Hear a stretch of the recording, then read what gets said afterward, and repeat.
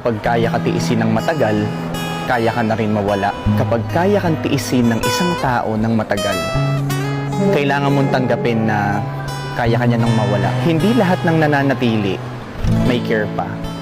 Minsan, nandyan lang sila sa tabi mo kasi convenient ka. Kaya kahit ilang araw kang malamig, tahimik, umiiyak, or nawawala, kaya nilang matulog ng mahimbing na parang walang nangyari. Masakit maramdaman na ikaw na lang palagi yung umiintindi. Habang sila, kayang tiisin yung distance na sila rin mismo yung gumawa. Pero yung totoo, kung totoong mahal ka ng isang tao, hindi siya masasanay na masanay ka na wala siya sa tabi mo. Hindi mo kailangan magmakaawa para lang maalala yung halaga mo. At hindi mo kailangan ubusin yung sarili mo para lang pigilan yung isang tao na malinaw na ayaw na sa'yo. Minsan, yung masakit is hindi naman yung iwan ka.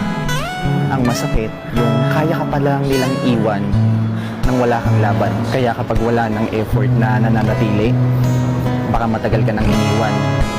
Ayaw mo lang tanggapin.